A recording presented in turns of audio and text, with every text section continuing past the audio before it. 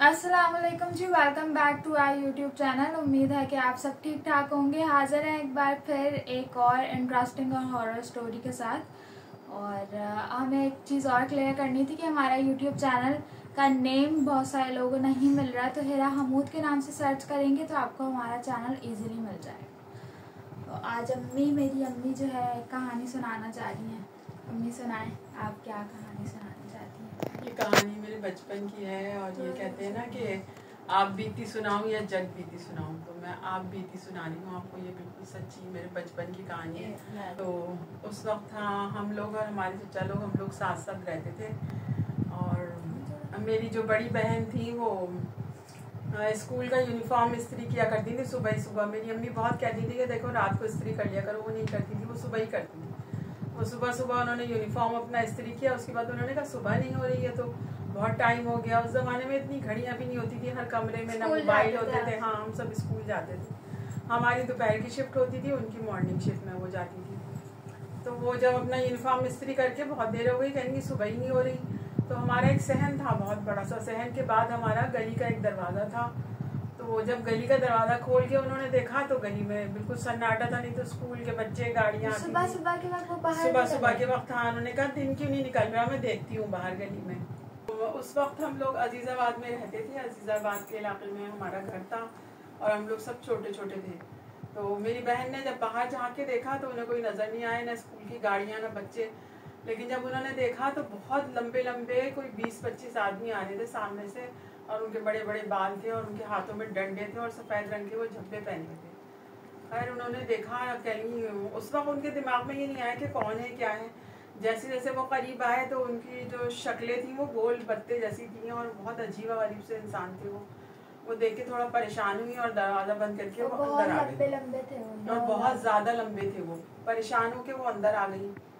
उसके बाद से फिर ये कहानी जो शुरू हुई है तो बहुत लंबी गई है। तो वो असल में दिन वाकई नहीं हो रहा था? नहीं, दिन नहीं निकला था। सुबह के कोई 3-3:30 बज रहे थे, फजर नहीं हुई थी। वो गलती से उठ गई। हाँ, वो गलती से उठ गई थी और उनको टाइम का नहीं पता चला। उसके बाद वो बहुत ज़्यादा बीमार हुई। अचानक मेरे कज़न आए हुए थे, ताया के बेटे, और वो चीखने लगी, रोने लगी। मेरी अम्मी ने उनसे कहा कि तुम रोटी बना लो। तो वो कहने लगी मैं रोटी नहीं बना रही। तो मेरी अम्मी कहनी आज पता नहीं इनको क्या हो गया, कभी भी ऐसा नहीं कहती। तो कहने लगी तुम खुद बना लो ना रोटी। जब उन्होंने ये कहा तो हाँ, तो अम्मी को गुस्सा आया। अम्मी कहनी कैसे मुझसे सवाल जवाब कर रही है। अम्मी ने डांटा तो कहने लगी बस, अम्मी से बहुत ज़्यादा उन्होंने बदतमीजी करी। तो अम्मी को गुस्सा आया। अम्मी को जब गुस्सा आया तो हमारे अब्बा कहने लगे रुक जाओ, मुझे कुछ मसला लग रहा है। मेरे अब्बा जब आए मेरी बड़ी बहन के सामने तो वो तो उनका तो तेवर ही और थे। आंखें निकाल के कहने लगी मैं तो तुम लोगों का खून पी जाऊंगी, मैं ये कर लूँगी, मैं वो। अम्मी परेशान हो गई। हम सब बहन भाई भी डर के मारे एक सोफे पे बैठ गए और फिर जो वो बहुत बोलने लगी। फिर हमारी अम्मी कुरान शरीफ ले आई और बहुत बहुत मसला हुआ, बहुत ज़्यादा वो बीमार हो गई थी। उसके बाद मेरी हफ्ते का दिन था, सुबह हफ्ता था। हफ्ते वाले दिन मेरी फुप्पो आती थी, उनके भी 5 बच्चे थे और वो आती थी तो वो रुकती थी रात में हमारे घर। सैटरडे और संडे नाइट वो हमारे घर रुकती थी। तो जब वो आई तो बच्चे भी थे उनके 5 उनके साथ। वो दूसरे दिन वो आ गई। खैर बात आई गई हो गई। हमारी अम्मी ने सोचा शायद अब इसकी तबीयत बेहतर हो गई है, लेकिन वो जैसे ही रात हुई तो वो तो फिर वैसी ही हो गई वो। और उसके बाद तो वो कहने लगी मैं इसको नहीं छोड़ूंगी, मैं उसको नहीं छोड़ूंगी। कभी मेरी एक बहन को बोले, कभी मेरी फुफीजाद बहन को बोले। अब हमारी समझ में ना आए। हमारे अब्बा ने उनकी उंगली पकड़ी, उनसे पूछा भाई कौन हो तुम, यहाँ क्यों आई हो। तो फिर वो रोने लगी। तो उनकी आवाज़ बदल जाती? नहीं, आवाज़ तो उनकी इतनी चेंज नहीं होती थी। तो वो ज़ारो क़तार रोने लगी। कह लगी मैं तो बहुत दुखी औरत हूँ। तो या वो ड्रामे कर रही थी, अल्लाह जाने, कुछ समझ में नहीं आया हमारे कि ये ड्रामे कर रही है या ये सच्ची अपनी कहानी सुना रही है। बहरहाल उसने अपनी कहानी सुनाई कि मैं तो सामने वाले घर में रहती थी और मेरी शादी, आपकी जो बहन है हाँ, जिनके साथ ये मसला हो रहा वो था, कहानी सुना रही थी मेरी बहन। उनकी जब वो ये कहानी सुना रही थी तो उनको कोई उनकी आवाज़ बदल गई थी? जब ये नहीं, उनकी आवाज़ नहीं बदली थी, उनकी अपनी ही आवाज़ में थी। लेकिन वो लग रहा था कि उनके जो मतलब थोड़ा सा आवाज़ में रोब था, एक गुस्सा और रोब। हाँ, अच्छा। तो वो कहने लगी कि मैं सामने रहती थी और सामने मैं शादी होके यहाँ से मैं गई थी और मेरे बाप ने जो मेरी शादी कर दी थी, और मेरा जो शौहर था वो बड़ा जालिम आदमी था। जब मेरा पहला बच्चा होने वाला था तो मेरे शौहर ने मुझे इतना मारा कि मेरा बच्चा मर गया। कहेंगी मेरा बच्चा जब मर गया तो कहेंगी फिर मैं अपनी माँ के घर आ गई। जब अपनी माँ के घर आई तो वहाँ आके भी उसके शौहर ने उसको बहुत मारा। जब उसके शौहर ने बहुत मारा उसे वहाँ आके भी, तो ऊपर उनका एक कमरा था, वहाँ पे उनका जो बड़े भाई थे वो गानों वानों की प्रैक्टिस किया करते थे। वो 5-6 बहन भाई थे।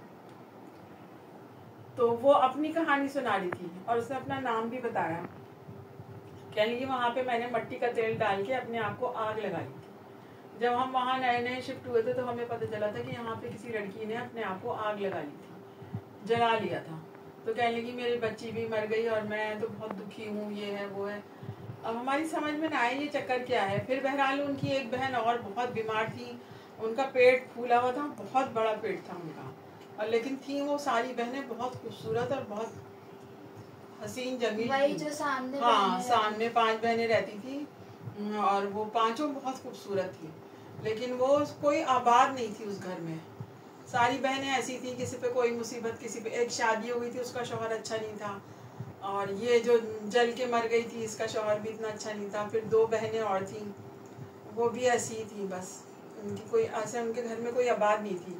फिर हमारे सामने जो उनकी जो उससे जो छोटी बहन थी उसका पेट बहुत बड़ा हो गया था। उसका बाप उसका हाथ पकड़ के ले लेके उसको फिरता था। एक दिन पता चला उसकी डेथ हो गई, और अल्लाह जाने उन पे किसी ने कोई जादू कर दिया था, उनके घर पे क्या था। मतलब वो लोग बहुत ज्यादा बर्बाद नजर आए हमें। तो फिर उसने अपनी जब कहानी सुनाई, कहने लगी मैं तो वो हूँ और मैं तो चली जाऊंगी, कोई ऐसा मसला नहीं है, मैं यहाँ से चली जाऊंगी। लेकिन वो गई नहीं, मतलब तरीके से हमें तंग करती रही। फिर दूसरे दिन दोपहर में वो फिर ऐसे बच्चे परेशान हो, कभी काका लगाए, कभी बच्चे चीखे। हाँ, बच्चे चीखने लगे डर के मारे। फिर मेरे अब्बू ने हमें हमारी बड़ी खाला के घर छोड़ के आ गए, मुझे और मेरी छोटी बहन को, और मेरे भाई भी बहुत परेशान थे। फिर जब वो इस तरह से हमने देखा, फिर मेरी फूफी तो आई नहीं थी, वो भी परेशान हो रही थी बच्चों के साथ। तो हमारे अब्बा ने कहा कि तुम अपने घर चली जाओ। जब मेरी फुप्पो से ये कहा तुम अपने घर चली जाओ, तो मेरी बड़ी बहन कहने लगी ये कैसे जाएगी, ये तो जा नहीं सकती, क्योंकि इसके साथ तो अब हमारी 2 बहनें और हैं अभी यहाँ पर। और फिर वो जो मेरी फुफीजात बहन थी वो भी काकाएँ लगाने लगी और चीखने लगी। और फिर पता चला कि वो कहने लगी देखें वो कमरे में फिर रही है वो। फिर मेरे अब्बा किसी मौलाना को जानते थे, वो उनको बुला के लाए। तो उन्होंने कहा कि अच्छा मैं इसका इलाज करूँगा, आपको 2 दिन और यहाँ रुकना पड़ेगा। फिर पता चला कि वो आए दूसरे दिन मगरिब से कुछ देर पहले, उन्होंने कहा हम इलाज करेंगे और ये कमरे को पूरा खाली कर दो और इस कमरे में बंद करके ताला डाल देना, हम जो भी पढ़ेंगे, और फिर 2 दिन के बाद कमरा खोलना और फिर इस कमरे को पूरा धो लेना। फिर बहरहाल उन्होंने वो दुआ पढ़ी तो बच्चे चीखने लगे कि देखें वहाँ आग लग रही है, आग लग रही। जैसे जैसे वो पढ़ते जा रहे थे, जो जो बच्चों पे असर आए थे वहाँ आग जलनी शुरू हो गई। और बच्चे तो सच बोलते हैं, उन्होंने कहा देखे वहाँ आग जल रही है, वहाँ आग जल रही है। आप लोगों के साथ हाँ, हम लोगों ने अपनी आंखों से देखा कि आग का गोला इधर फिर रहा है उधर फिर रहा है। उस वक्त हमें इतनी समझ नहीं थी, बस हम देख रहे थे कि ये कुछ हो रहा है, ये समझ में नहीं आ रहा था कि ये क्या हो रहा है। जो बंद कमरा था, हाँ, बंद कमरा उस वक्त बंद नहीं किया था। उन्होंने कहा जब मैं कहूँगा तो इस कमरे को बंद कर देना, अभी तो मैं पढ़ रहा हूँ। जैसे जैसे वो पढ़ रहे थे ना, तो वैसे वैसे हमें नजर आ रहा था कि आग लगी हुई है यहाँ पर। फिर उसके बाद उन्होंने जब वो पढ़ लिया उन्होंने, तो कमरे में बहुत ज्यादा धड़ाम धुड़ूम आवाजें आने लगी और उन्होंने ताला डलवा दिया और आग के शोले। हम नीचे से झांक झांक के देखने लगे कि कमरे में एक आग का गोला इधर उधर फिर रहा है, और ये बिल्कुल सच्चा वाकया है जो हमने अपनी आंखों से देखा था। उसके बाद थोड़ी देर बाद उस कमरे से धुआं सा निकलने लगा, और वो जो मौलवी साहब थे उन्होंने कहा कि 2 दिन के बाद ये कमरा खोलना, 2 दिन से पहले नहीं खोलना, और जब मैं आऊँगा जब खोलना, और फिर इस कमरे को धो लेना। उसके बाद सब बच्चे सही होंगे, कोई किसी को कुछ नहीं होगा। बहरहाल फिर 2 दिन के बाद वो कमरा खोला और उसको सारा धुलवाया उन्होंने, सफाई वफाई की। फिर मेरी बहन भी ठीक हो गई और मेरी फूफी अपने बच्चों को लेकर अपने घर चली गई। वो औरत आती थी, मेरी बहन जब बताती थी उसकी तबीयत खराब होती थी, तो वो औरत कहती थी कि मैं ऐसे नहीं आती यहाँ पर, मेरी एक बच्चा है मेरा, मैं उससे मिलने आती हूँ और मेरी रूह बहुत तड़पती है उससे मिलने के लिए, मैं बिलावजा तुम इंसानों को तंग करने नहीं आती। लड़की का एक छोटा बच्चा, हाँ, जो बच्चा था उसका, और एक बच्चा उसके पेट में था जो वो मर गया था। वो कहती थी अभी अल्लाह ने मुझ पर करम किया कि वो बच्चा मेरे साथ मर गया, अगर वो जिंदा होता तो मैं उसके लिए भी तड़पती, और ये लोग मेरी बच्ची पे जुल्म करते हैं तो इसलिए मैं आती हूँ उसके लिए, अपनी बच्ची के लिए आती हूँ, मैं ऐसे नहीं आती हूँ। मम्मी ऐसा मुमकिन है कि रूहें आए अपने औलाद के लिए? माँ की रूह तो तड़पती है, हो सकता है, ये तो हम नहीं जानते, लेकिन वो उसने ये बात कही, अब अल्लाह जाने ये बात सच है या नहीं सच है, लेकिन वो ये कहती थी कि मेरी रूह तड़पती है अपनी बच्ची के लिए, तो मैं उससे मिलने आती हूँ। मैं तुम्हें इंसानों की दुनिया में तुम्हें तंग करने नहीं आती। लेकिन उसने तंग तो किया, लेकिन अल्लाह जाने क्या बात सच है क्या, लेकिन हाँ तंग तो हुए थे सब बहुत, जैसे नाना कहते थे कि हाँ। वो जो जन्नात होते हैं वो सच नहीं कहते और झूठ बात शुरू में मेरे चचा के पास गाड़ी थी हाईरूफ, तो चचा गाड़ी में डाल के मेरी बहन को लेके जाते थे। हम समझते थे इनकी तबीयत खराब हो रही है, क्या हो रहा है, वो डॉक्टर के लेके जाते थे, तो वो कहते थे कि मैं गाड़ी चलाता हूँ तो गाड़ी खुद ब खुद नाले में गिरने के लिए तैयार होती है। कहने लगे मैं इतनी कोशिश करके गाड़ी को सेंटर में लाता था रोड के, मगर गाड़ी जो थी वो नाले में जाने लग जाती थी। कहने लगे कई दफा ऐसा हुआ कि गाड़ी बिल्कुल नाले में चली गई, मैं बड़ी मुश्किलों से गाड़ी को पीछे करके, और कहने लगे फिर मुझे समझ में आ गया, कहने लगे फिर मैं आयतल कुर्सी पढ़ के ड्राइव करता था गाड़ी को, कि कोई मौलाना थे उनके पास लेके जाते थे इलाज के लिए, तो वो ये कहती भी थी कि तू पहुंच नहीं पाएगा वहां तक। तो फिर मेरे चचा कहने लगे मैं आयतल कुर्सी पढ़ता था। और जहाँ तक मुझे याद है नाना ही कहते थे कि ये जो जन्नात होते हैं ये झूठ कहते हैं, और ये उस लड़की की रूह नहीं थी, ये सब वो झूठ बात, वो जो भी जिन था वो तंग करता था। लेकिन नहीं, ये तो सब बताते हैं मोहल्ले वाले के यहाँ पे एक लड़की ने खुदकुशी कर ली थी। मतलब वो वो जिन अपने आप को ये जाहिर करता था कि मैं उस लड़की की रूह हूँ। अल्लाह जाने, अब वो लोग बताते तो हैं कि यहाँ पे किस लड़की ने मट्टी का तेल डाल के अपने आप को जला लिया था, क्योंकि वो ये तो सारा मोहल्ला जानता था कि किसी लड़की ने खुदकुशी करके अपने आप को जला लिया था। और जलाया क्यों था कि उसका शौहर अच्छा नहीं था, उसे बहुत मारता था, तो परेशान आ गई थी।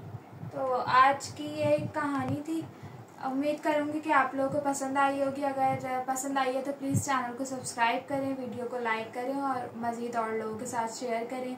जल्दी जल्दी सब्सक्राइब करेंगे तो इंशाल्लाह फिर हम लाइव वीडियोस भी बनाना शुरू कर देंगे।